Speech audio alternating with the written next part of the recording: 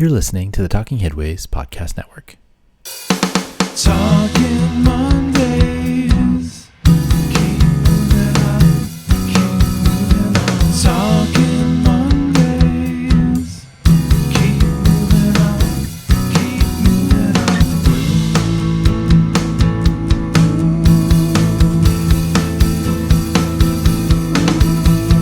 Talking Mondays. Keep moving on. Keep moving on.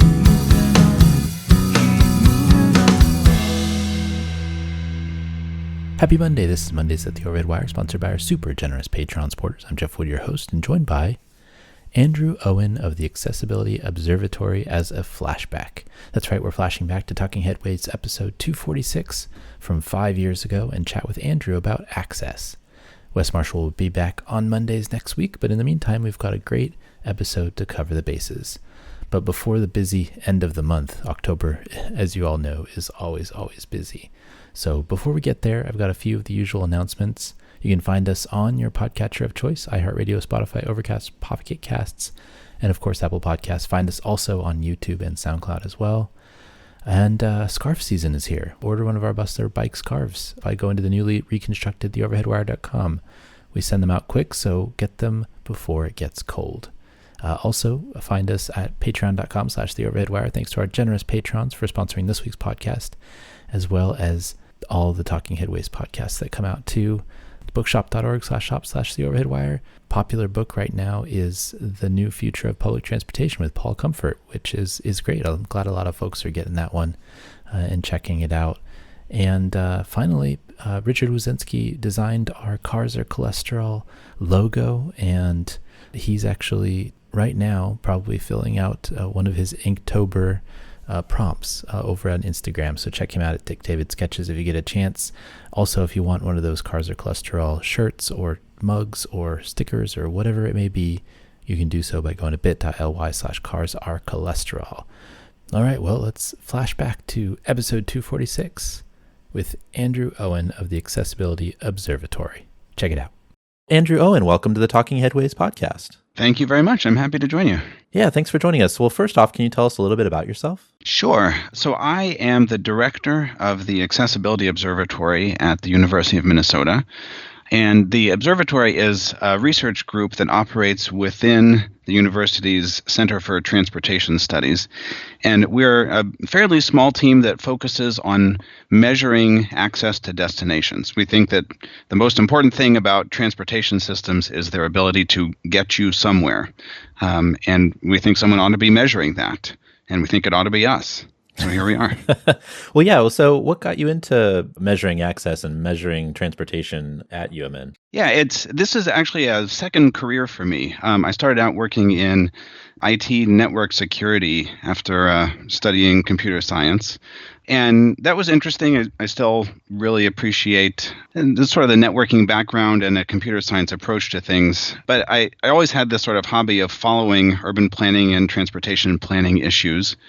A round of layoffs at my company prompted me to apply to grad school. I ended up starting at the University of Minnesota studying urban planning. Mm-hmm. After doing that for a few years, I learned about a dual degree program with urban planning and civil engineering. And was introduced to that, in fact, by David Levinson, who you mentioned earlier. And that was really appealing to me because my time in the urban planning program I'd sort of become aware that the planning program focused very much on how to plan, like the processes of developing plans and running public engagement and organizing things and all the stuff that has to happen for plans to be created. But I felt like I wanted more on the side of what to plan, like what's a good idea and how can you tell if something is a good plan and what are the impacts going to be. And so that sort of drew me towards the engineering side of the world. And I was really happy to have been introduced to David. I started working with him as a research assistant. One of my projects with him was a project sponsored by the Minnesota Department of Transportation, MnDOT, to develop an accessibility metric for the Twin Cities metropolitan area. So that's Minneapolis, St. Paul here. And we were tasked with coming up with a way to measure people's ability to reach jobs by driving and by transit. This was a culmination of actually several years of work by David to develop these metrics, investigate their meaning, their usefulness, and then finally come up with an annually repeatable metric for MnDOT so they could assess their own performance in connecting people to destinations. So I helped them put that together. And once we were done with this project for MnDOT, we kind of looked at what we'd produced and realized we could really do this for anywhere in the country that we have data for. And so that set us on a new quest. We partnered with MnDOT in setting up a pooled fund research project that by now has brought together, I think, 14 different state DOTs. And through their sponsorship, we developed a framework for doing this nationally. So today we're actually measuring access to jobs for every census block in the country by driving, by transit, by biking, and by walking.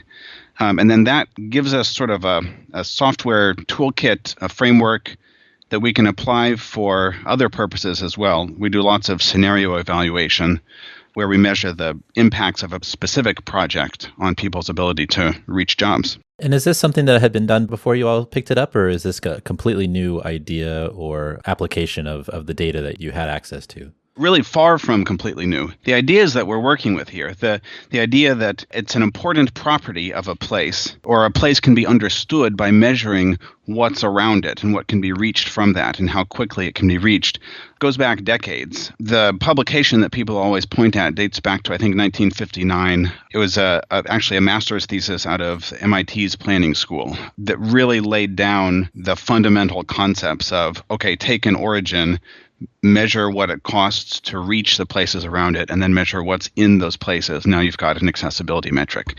So this idea has been around for a long time. People have worked on it for a long time. You start to see multiple metropolitan region implementations of measuring accessibility in the late 1960s through the 70s as computing capabilities were increasing. People could do this more and more. It would still take, I don't know, probably days to complete calculations. Mm-hmm. And actually still does take us days today, except we're doing it for the whole country instead of one metro area. Right. But we found that we'd really gotten to a place where the data availability and the computational capabilities had kind of caught up with the theory of accessibility. And I feel very lucky to have gotten into this at a time when I felt like the pieces were sort of all there and I could connect them together and say, okay, yeah, we can take this idea and then apply it across the whole country.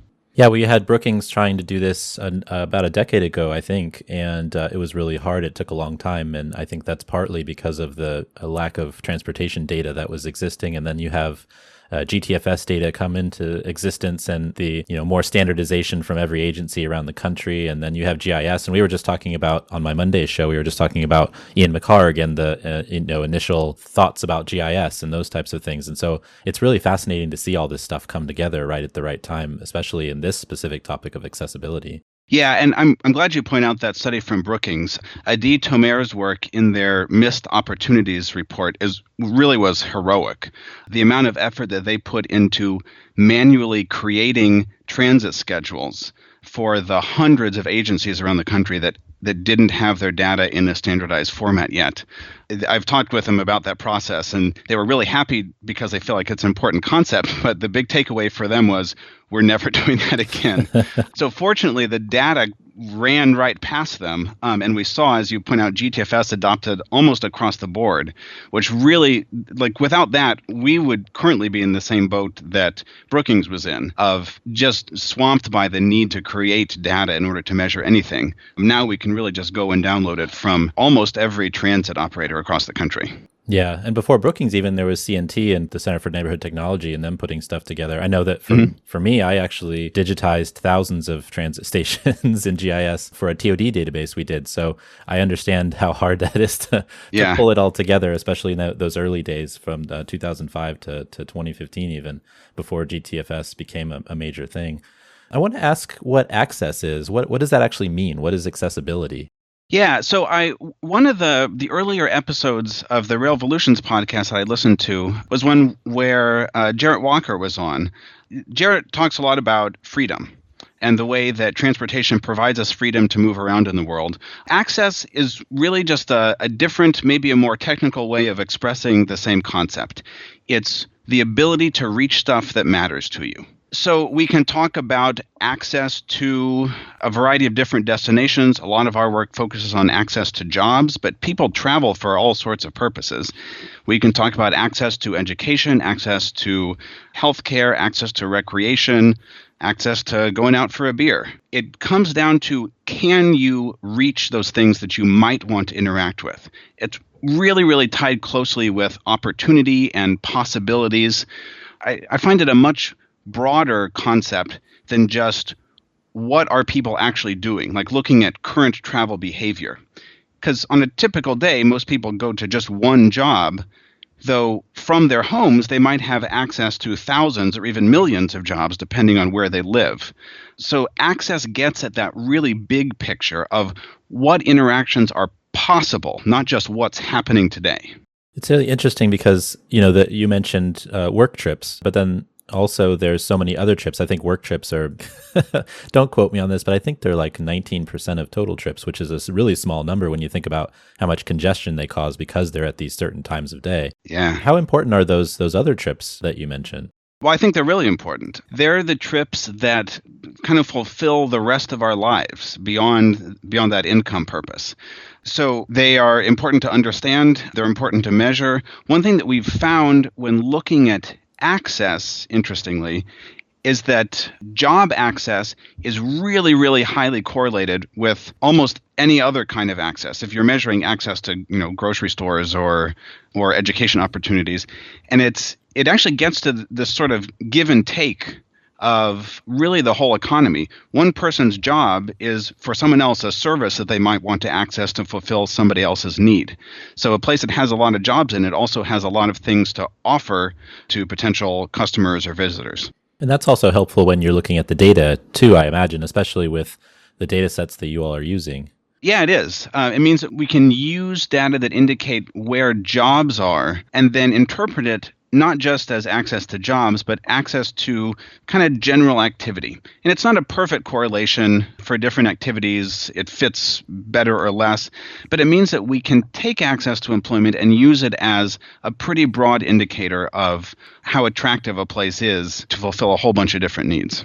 And what data do you use for this research and the work? Yeah, the land use side of that, so we're talking about the jobs part, comes from the Census Bureau. They've got really a fascinating statistical program called I think it's the Longitudinal Employer Household Dynamics Program, where they aggregate up payroll tax records and they come up with a block level data set that estimates job counts at every block across the country.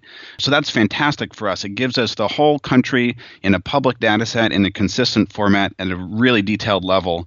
It makes a lot of what we're doing possible. Yeah, I love that the data set, the LAHD data set and loads data. I've seen it used in a number of contexts now over the years, and there's just so much stuff you can do with it. And then you can break it down into certain areas of employment like industry and commercial and things like that. Almost like zoning, but not quite as detailed, obviously. Yeah, it really has become a critical data set. Yeah. I'm wondering, without that data set, how easy or hard would it be to put something like this together?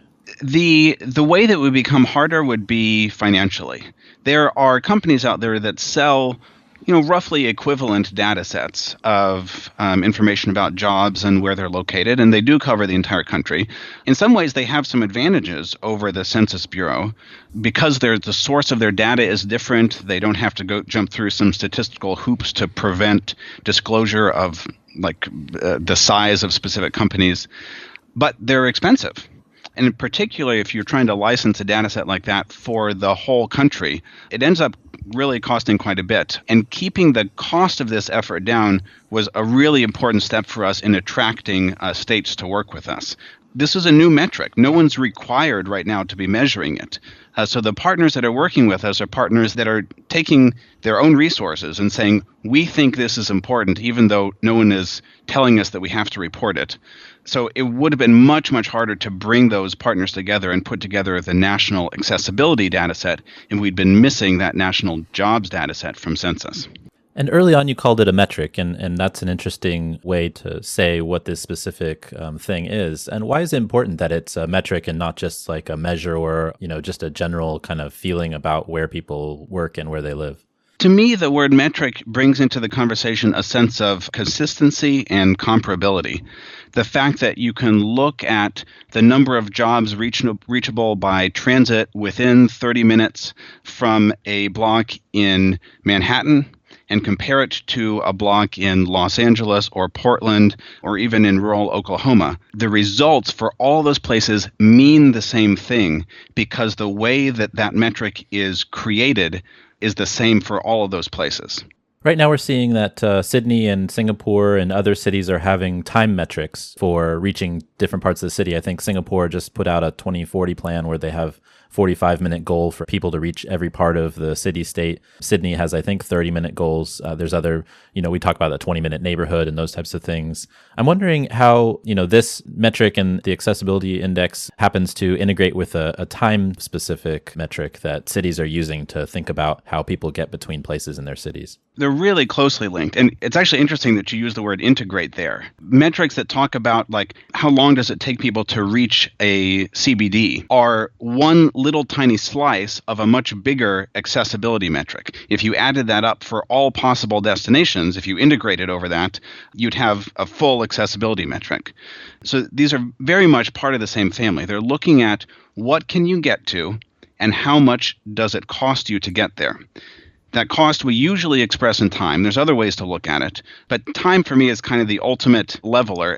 Everyone at the end of a 30-minute commute is 30 minutes older, regardless of how much it cost you.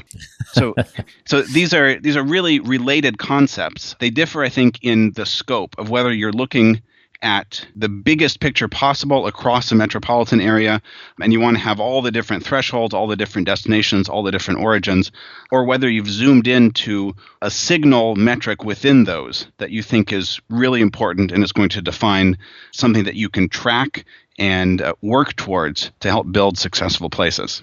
What's the best metric? Is there a best metric? I guess that's a different question. Yeah, really, I think the question is, given the audience that I'm working with and the context I'm working in, what's the most useful metric? We get a lot of mileage in our work out of jobs within 30 minutes. It's a unit of time that people have a really kind of visceral understanding of.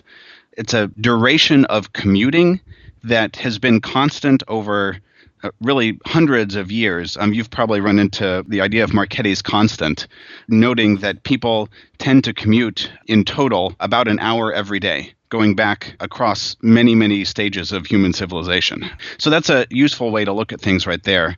It's really easy for elected officials to understand and then to communicate in public participation contexts. So that's something that we find ourselves keep coming back to. But there's lots of other ways to summarize and to express accessibility through metrics. And some of the more nuanced or complicated ways tend to work better in modeling applications. So if you wanted, for example, to model transit ridership or cycling rates, we might take accessibility over different time thresholds, how many jobs within 10 minutes, 20 minutes, 30 minutes, 40 minutes, and then combine those in a weighted metric that gives sort of a more comprehensive view of accessibility, but is slightly harder to interpret. How does your work in the accessibility metric tie into models and how regions are using models? Has anybody used it in their model before? My personal line of research actually deals with how accessibility can be used in mode share modeling. So trying to predict or understand the variation in how many people in a given location will choose to use transit to get to work versus driving to get to work. And what we've seen is that accessibility actually provides a lot of information into those mode choice models that can replace what historically have sometimes been pages of variables describing the demographics and the built environment in a location. If you just say, well, what can you get to? You're able to get really far with just that piece of information. Oh, that's interesting, because I think the models in the past have been questioned, especially transit models, and how they actually provide a ridership number when you're building a new system. Mm-hmm. Have you seen that kind of disconnect between what you're doing and then what models have done in the past? A little bit. The use of accessibility in modeling, like in official planning processes, has been fairly slow. The adoption has been fairly slow. And it's often because the way that I'm talking, I think, mostly in a transit context. The way that ridership is modeled and forecast in a transit context is often prescribed or at least kind of directed by a funding agency. So if you want to get FTA funding for a project, you've got to do your forecast in a way that the FTA approves of.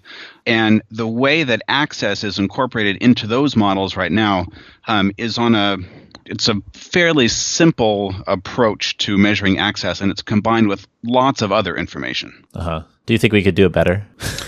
Yeah, I do. One of the challenges is that measuring accessibility still is a pretty data and computationally intensive process. And so I think there's some reluctance from those funding agencies to push a really complicated and potentially onerous forecasting process onto agencies that sometimes don't have the local resources to do those. Huh. But most of them are large agencies. I would imagine they would have resources to do these types of, especially if they're asking for a huge capital grant. That's true. And so, potentially you could do that if you had a grant program that was only for large agencies. But there actually aren't very many of those. And you get a lot of applications from much smaller agencies that simply don't have the resources of like an LA Metro or a Portland Metro or a New York Metro. Mm-hmm. In Minneapolis, the Green Line was recently constructed. Have you looked at that in more detail about how after that construction the accessibility changed or stayed the same? Yeah, we have. That was a really fun project to work on because we were able to do it really as the line opened and do a before and after study of, okay, what does access to jobs look like right now in the month before the Green Line opened? Wait 2 months, let it get into operation, shake a couple bugs out of the schedule, and then measure access to jobs again. So we got a really clear snapshot view of what was the impact of this billion-dollar light rail infrastructure that we built. And what was the findings? Was it a positive or a negative? Well, it was definitely positive. So the Green Line runs mostly in the city of St. Paul. And we found that averaged over workers who live in St. Paul, access to jobs within 30 minutes increased by just over 5%. And that's citywide, including some places that are pretty far from the line. So 5% average over a wide area like that in the field of accessibility is a pretty great result. We saw individual blocks closer to the line or closer to bus routes connecting to the Green Line where access to jobs doubled or even more than doubled. Those places saw a huge benefit in the number of jobs that they were able to reach because of this new transit investment. Could you see a process in the future where a region or an MPO sets out, a list of lines that they think they might want to build and then does an accessibility index metric calculation and develops a ranking based on the percentage change that they expect to happen, and then the ones at the top get built? Do you think that's something that could be used in the future, or is that just kind of a pipe dream for those of us who wish better investments? Yeah, well, so on the technical side, of course, that's very realistic. And in fact, right now we're working with our local MPO, the Metropolitan Council, to evaluate the accessibility impacts of a planned set of arterial BRT routes that hopefully will be built in our cities in the near future. Your question also gets into planning, though, and prioritization, which becomes a really intensely political process. Mm-hmm. So the possibility is there. In order for accessibility impact to really become one of the key factors in project prioritization, I think it's got to be laid out legislatively or through some sort of objective authority that doesn't get bogged down in the sort of horse trading that goes along with, well, who gets funded first, whose money is available first, all sorts of very minute, practical, financial decisions, I think, currently have a lot of weight in those decisions of prioritization. Yeah, the politics and the prioritization gets really funky sometimes, and it makes you pull your hair out, at least me, to a certain extent. That doesn't mean, though, that we shouldn't be looking at these accessibility impacts. If nothing else, we can retroactively say, well, did we do a smart job of prioritizing those? Mm-hmm. And perhaps that will kind of nudge those political actors' behavior the next time those decisions have to be made. That's a big perhaps. Well, what about smaller cities and smaller places like a Tampa or a Boise? I heard that you guys were doing work there and connecting those dots as well. That's right. So in the Tampa area is taking a sort of a medium range view. They just, I believe through referendum, they just voted in a new transit funding, I think attached to their county sales tax. So they're looking at, okay, we'll have increased funding available over the next 5 to 10 years. Where should we be investing that? Their transit operators have put together kind of vision plans of where they might see those investments going. And then we're helping to do some scenario evaluation for them of exactly as you suggested. If we build this first, what will the accessibility impact be? If we build this one first, what will the accessibility impact be? So this is, for them, I think, an early step in that long-range planning to try to help them understand what places would benefit the most from increased transit service or infrastructure. So that's something that's really pretty tangible. We've got potential funding available. Where should we spend it? Let's be guided, at least in part, by the potential accessibility impact. Boise took an even longer term approach, looking at their 2030, I believe, planning horizon. And this was an interesting project because it included some long-range land use forecasting. So we would look not just at the distribution of jobs today, but we would rely on their own modeling to use worker distributions and job distributions on that 2030 horizon, and then compare that against different transit investments to see how potential land use changes and potential transit changes could either reinforce each other and create kind of a positive reinforcement effect of accessibility, or whether some scenarios they'd kind of be working against each other if you had land use development in places that wasn't coordinated with transit. Was there anything surprising that came out of that work? I don't think I would say so. Because those were both medium to long-range planning exercises, it's sort of hard to be surprised. It was easy to look at maps and say, okay, if we invest transit money in these locations, if we add more jobs here, it's going to add up to accessibility increases in these places. So it's easy at the big picture to kind of say where things are going to go up and down. Where some of the benefit comes, though, is the detail you can get into and to start to tie potential transit accessibility gains with actual neighborhoods that you can then go to their meetings and say, look, in this neighborhood, we might see this response if we make this transit investment. So that specificity you get by doing this detail of analysis, I think it kind of magnifies the value beyond what that high-level sort of squinting view you can get. Okay, so let's say you're a city or a region or an MPO, and you're going in and you're trying to think about your mobility network, and that can include transit and bikes and automobiles, et cetera. What are the 3 things that people should be focused on to get better accessibility? I would say is actually land use. I always have to even remind myself to come back to this, and I try to remember to remind our partners and clients as well, because this always comes up in a transportation context. We get really excited about transportation funding because it happens in really big chunks, like $50 million chunks, $500 million chunks, $2 billion chunks. And there's all this enthusiasm and debate. But accessibility is like on a day-to-day basis being changed by the land use decisions of just individual businesses, individual people choosing where to locate. It's changed on a short and medium term basis by the land use policies, especially zoning policies of cities. So any place that wants to look at improving access, I think needs to start with their land use policies and identify places where access is currently high and ask whether they want to allow more people perhaps to live there and experience that high access.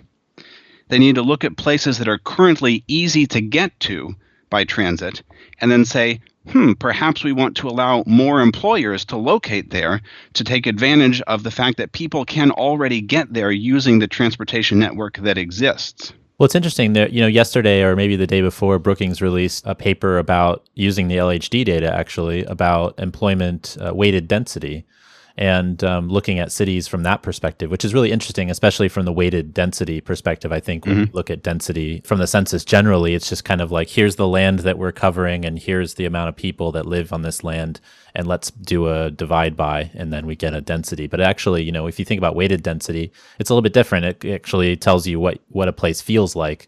And so Brookings did this study, and they looked at, where the places were with the highest weighted density. And obviously it was the places that you would think. It's the the New Yorks and the Honolulus and the San Franciscos. And when I looked at your top 10 list of who has the greatest accessibility of jobs in a 30-minute area, it actually mirrored that to a certain extent. So it's interesting that weighted density and that number of people that work in places that are close together kind of mirrors the accessibility index, and that the amount of jobs that people can get to, obviously it's a weighted density of jobs, but it's interesting that land use component is so connected to the accessibility component. It really is half of the accessibility question. You can pour all the money you want to into transportation infrastructure, and you will always improve things. That's something that's not true on the land use side. Anytime you improve travel times, you're going to improve accessibility. The question is, how much accessibility improvement are you getting for your investment? And to really maximize that, you've got to coordinate those investments with the land use component. There's also a debate going on about housing and transportation. On the housing side, there's this debate about single-family zoning and whether we should allow more density in cities. And then on the transportation side, there's the discussion about the future of transportation, whether that's micromobility or autonomous vehicles, or even, transit networks that are lowering their ridership or even raising their ridership, like in Seattle. I'm wondering what you think the future looks like for accessibility, and whether these two debates can actually reconcile. Yeah. So on the transportation side, I very much subscribe to the Jarrett Walker's interpretation, where the successful future is a transit-focused future, at least in dense urban areas. There will always be a role for supporting modes to get people to and from transit stops and stations, and to get them to places that aren't directly served by transit. But I really think that if we're planning for a future that's sustainable and successful, we're looking at a future where transit has a really strong role. Whether we achieve that, though, it depends a lot on whether we allow ourselves to stop artificially supporting accessibility by other modes, and thereby making access by transit more attractive. And so what about the other side, the housing and the density side? So I don't think we've set this up as a two sides or a competition there, and it's hard for me to grab onto it as like an either or.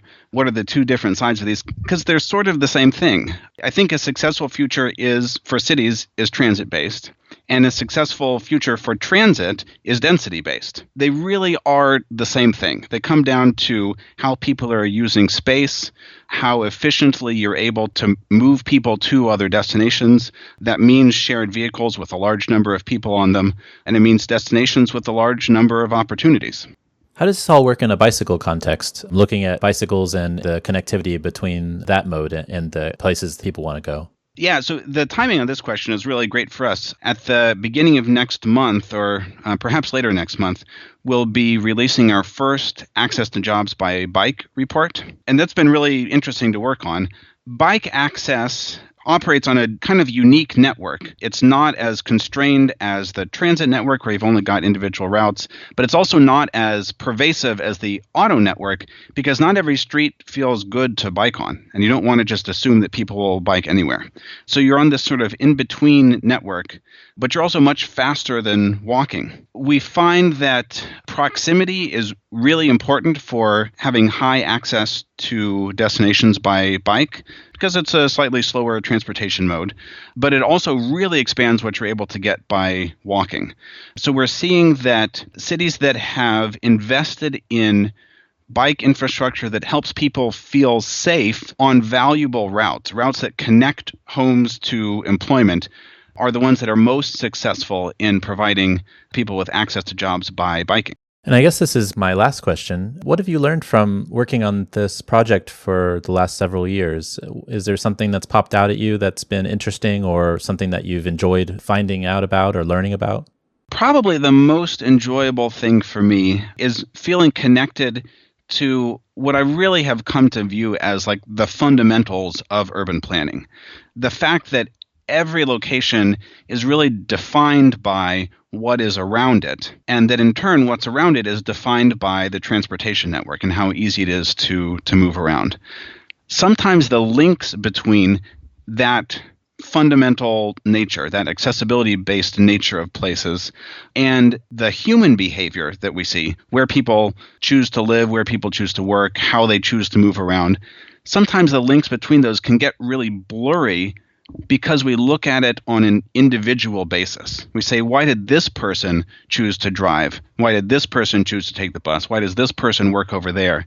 But when I take a step back and allow myself to kind of squint at everything, those fundamental accessibility-based properties always come right back. And you can see that this location where there's currently a controversy about housing prices skyrocketing, well, it's also a place where access to high-paying jobs has increased dramatically.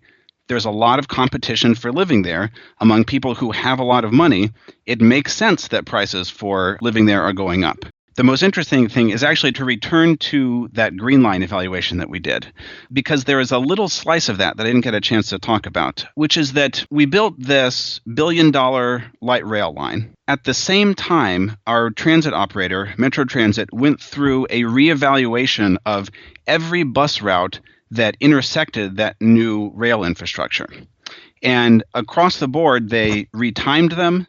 They realigned them. In a couple cases, they removed and added some routes in order to coordinate the local bus service with that rail investment. Because of the way we set up our evaluation, we were able to test out what would have happened if all we had done is built the rail infrastructure and we hadn't made that adjustment to our local bus network. And what we found is that if we hadn't done that local bus adjustment, we would have seen about half of the accessibility impact from the rail investment. That local bus realignment was done without any federal funding. It was just the planners at the agency sitting down and doing their jobs.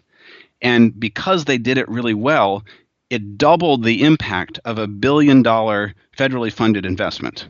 Awesome. Well, Andrew, thank you so much for joining us. We really appreciate it. It's been my pleasure. Talking